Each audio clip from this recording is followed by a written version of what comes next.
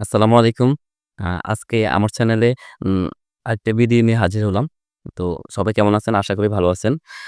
আপনারা জানেন ইরান-ইসরায়েল যুদ্ধ চলমান। তো এই যুদ্ধে অ্যা ইরানের সবচেয়ে আমেরিকা এবং ইসরায়েলের আতঙ্কের নাম ইরানের ফর্দো পারমাণবিক কেন্দ্র।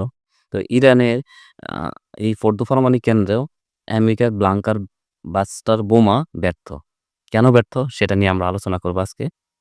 এখানে আলোচনার বিষয় আরো কিছু থাকবে। সেটা হচ্ছে হিজবুল্লাহ কেন এই যুদ্ধে চুপ? তুরস্ক কেন চুপ? তো এখন এই যে ইরান-ইসরায়েল যুদ্ধ চলছে, সে যুদ্ধে অ্যাম ইসরায়েলের যে ভয় সেটা হচ্ছে ইরান গোপনে পারমাণবিক অস্ত্র তৈরি করে ফেলতেছে বা কাছাকাছি চলে আসছে।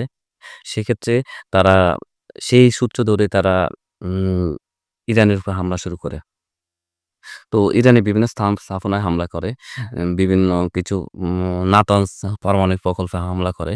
কিন্তু ইসরায়েলের সবচেয়ে ভয় হচ্ছে ইরানের ফর্দো পারমাণবিক প্রকল্প। কেন ভয়? কারণ ইসরায়েল মনে করতেছে তার কাছে যে বাঙ্কার ক্লাস্টার বোমা আছে সেটা উম ধ্বংস করতে সক্ষম নয় ফর্দো পারমাণবিক প্রকল্প। কেন?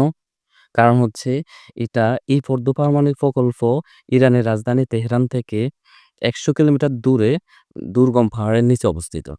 এটি আ মাটির প্রায় ৮০ থেকে ৯০ মিটার নিচে অবস্থিত। তো এখন যে আমেরিকার কাছে যে বাঙ্কার ব্লাস্টার বোমা আছে, সেটা হচ্ছে স যেটা সর্বোচ্চ উম ধ্বংস করতে পারে এবং স সবচেয়ে বেশি ফুট নিচে গিয়ে আঘাত করতে পারে। সেটা হচ্ছে GBU-57 এই বোমার আ ওয়েট হচ্ছে ৩,৬০০ কেজি। তো এই বোমা সর্বোচ্চ আ ৬০ মিটার নিচে কংকির কং কংক্রিটের আম আস্তর বা মাটির গভীরে গিয়ে আঘাত হানতে পারে। তো এই বোমা ৬০ মিটার মানে প্রায় ২০০ ফুট নিচে আঘাত হানতে পারে। কিন্তু যে পারমাণবিক প্রকল্প ইরানের সেটি মাটির প্রায় ৮০ মিটার নিচে অবস্থিত। এত গভীরে যে এটা আমেরিকা আমেরিকাও চিন্তা করতেছে এটা কি আসলেই ধ্বংস করা যাবে কিনা? তো ইসরায়েল চাচ্ছে আমেরিকাকে এই যুদ্ধে টেনে আনার জন্য, এই প্রকল্প ধ্বংস করার জন্য। গার্ডিয়ানের বিশ্লেষণে দেখা যায়, গার্ডিয়ান আম বিশ্লেষণে বিশ্লেষকরা এটা মনে করতেছেন যে এখানে যদি একটা এ যে আমেরিকার যে বাঙ্কার ব্লাস্টার বোমা আছে সেটা B2 বোমারু বিমান দিয়ে একটা ফালানোর ফল যদি সেটা একই সময় একই জায়গায় আরেকটা ওই একই স্থানে ফালানো হয় তাহলে হয়তোবা ধ্বংস করা যাবে। কারণ একটা ধ্বংস যেহেতু ৬০ মিটার যাবে, সেই যে গর্ত তৈরি হবে, ওই গর্তে দিয়ে যদি ২য় বোমাটা ফালানো যায়, সেটাই উম তখন হয়তো আঘাত করতে পারে পারমাণবিক প্রকল্পে। এটা তাদের বিশ্লেষণে। কিন্তু এটা নিয়েও এখনো তারা সংশয়ে আছে। আসলে কি এটা পসিবল কিনা? ঠিক আছে? এখন আ তো দেখা যাক সামনে কি হয়। আরেকটা হচ্ছে এখন হিজবুল্লাহ কেন আসলে এই যুদ্ধে চুপ? অ্যা এখনো এই যুদ্ধে হিজবুল্লাহ আমরা কোনো ইসরায়েলে কোনো আঘাত হানতে দেখিনি।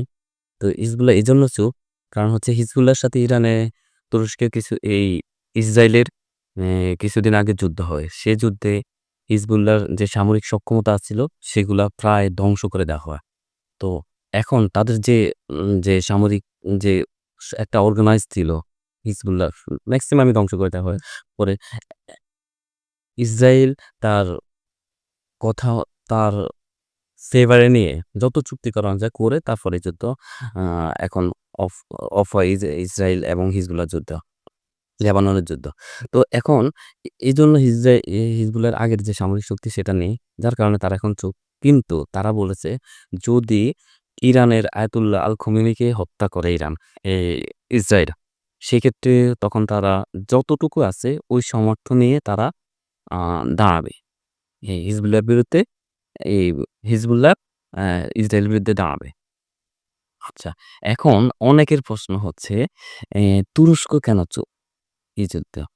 তো কারণ এরদোগান নাকি শব্দবোমা পাঠায়, এ করবে, সে করবে। আ তার বাস্তবে কিছু করতেছে না। কিন্তু আসলে এটা কি আসলে করা যাবে কিনা সেটাও আমাদের বিবেচনা করতে হবে। কারণ হচ্ছে রাশিয়া আজকে বলেছে যে ইরান আমাদেরকে আ অফিসিয়ালি বলেনি যে আমাদের পাশে থাকতে। এখন একটা যুদ্ধ যখন চলমান, সেই যুদ্ধে যদি কেউ অফিসিয়ালি না বলে, তাহলে সেক্ষেত্রে হয় কি? মানে ওই যুদ্ধে আসলে পাশে থাকা যায় না। সেক্ষেত্রে সেটা আ তুরস্ককেও বলা হয়নি। যার কারণে তুরস্ক সেই যুদ্ধে তো যাওয়ার প্রশ্নই আসে না। আর ২য় কথা হচ্ছে কিন্তু তুরস্ক ন্যাটোর সদস্য রাষ্ট্র। এখন তুরস্ক ন্যাটোর সদস্য রাষ্ট্র। তুরস্কর অস্ত্র উম ন্যাটোর অস্ত্র আছে। তো তুরস্ক চাইলেও অনেক কিছু করতে পারে না। আরেকটা ৩য় পয়েন্ট হচ্ছে তুরস্কের সাথে যে আঞ্চলিক যে সংঘাত, এটা কিন্তু ইরানের সাথে আছে। ঠিক আছে? তুরস্ক যখন সিরিয়াতে বাশার আল-আসাদের পতন হয়, সেক্ষেত্রে অ্যা ইরান কিন্তু বাশার আল-আসাদকে টিকিয়ে রাখার জন্য বিভিন্ন চেষ্টা করে। কিন্তু আসলে তারপর তারা কিন্তু সফল হয় নাই। তো সেই ক্ষেত্রে অ্যা তারা কিন্তু কুর্দিদেরকে সাপোর্ট দেয় ইরান। তারপরে যে বাশার আল-আসাদের বিভিন্ন সমর্থককে সাপোর্ট দেয়। মানে সর্বোচ্চ চেষ্টা করে এ এখানে বাশার আল-আসাদকে টিকিয়ে রাখার জন্য। সেক্ষেত্রে তাদের কিন্তু আঞ্চলিক সংঘাতের একটা ইস্যু আছে। তো ইরান ওই পর্যায়ে বন্ধুত্ব ইরান-তুরস্কের ওই পর্যায়ে বন্ধুত্ব হয় নাই। যার কারণে মানে সাহায্য করবে, তুরস্ক হেল্প করবে। কিন্তু ভেতর দিক অনেক কিছু হতে পারে। সেটা আসলে আমরা বলতে পারি না। সেটা দেখা যাক সামনে যুদ্ধ তো চলমান। সেক্ষেত্রে কি হয়? তো আমরা আমরা চাইবো যে এই যুদ্ধে আ যেন আসলে যাই হোক আমাদের ইরান তো আমাদের যেহেতু একটা মুসলিম কান্ট্রি, সেক্ষেত্রে আমরা চাইবো এই যুদ্ধে যেন তারা যুদ্ধ অতি দ্রুত থেমে যাক।